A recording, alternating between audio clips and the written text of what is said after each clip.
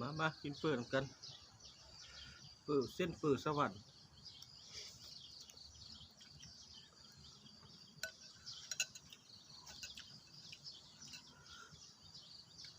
โอ้มื้อนี้มีลูกซีนด้วยมื้อนี้เด้อ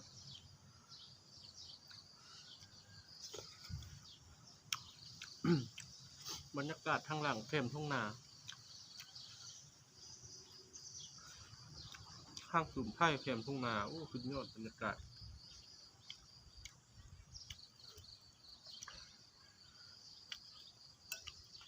โอ้คำนี้สุดยอด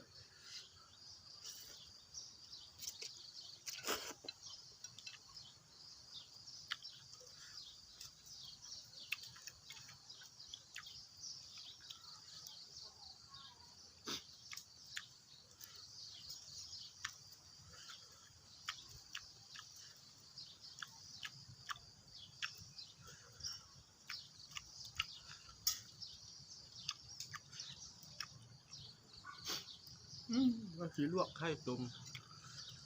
ว่าสีลวกทุกกับ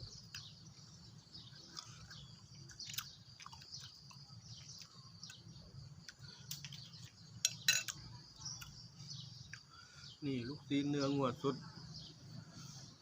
จากบ้านของโรงงาน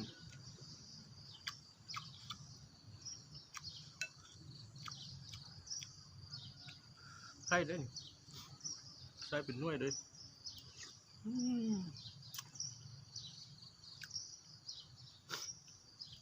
แซ่บคือเก้า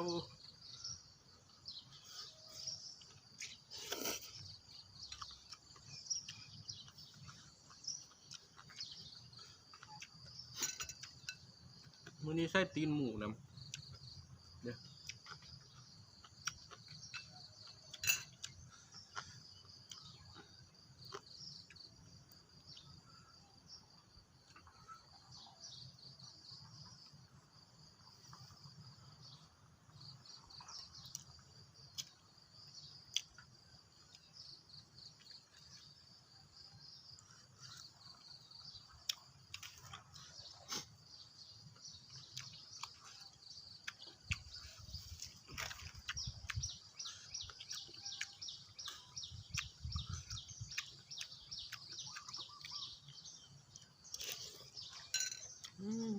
แค่ตีนหมูตะบัง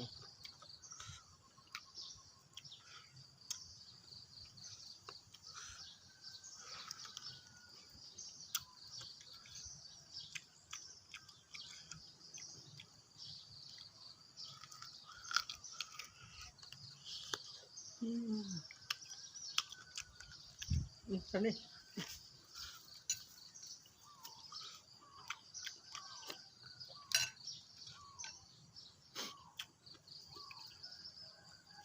บรรยากาศตอนเช้านั่งกินเฟื่ออยู่แคมป์ทุ่งนา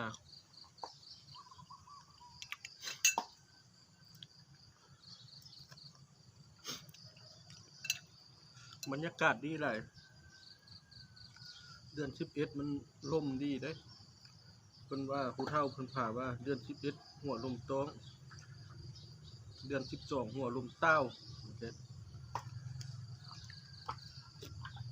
โบ้คำนี้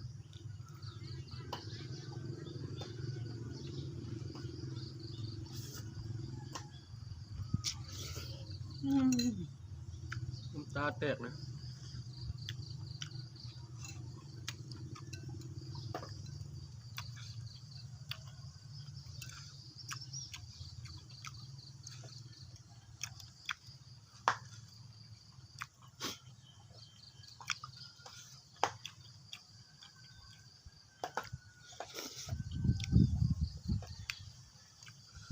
ยอด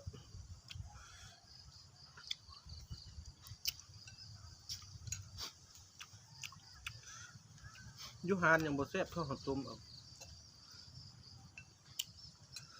ปูนกระดูกหมูเลือดใช้โอ๊ะเมื่อวานนี้เริ่มมาใช้ต้มเฟือ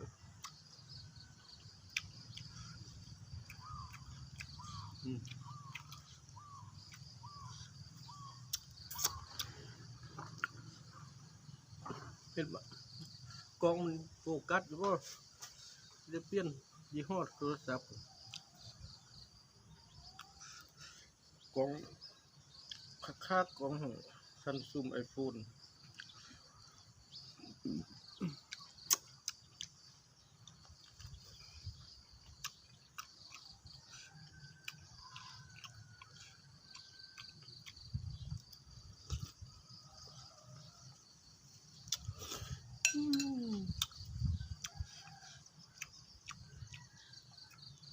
หากินใส่บุไรแล้วแซ่บเลยนะบอกเลยสุดยอดเลย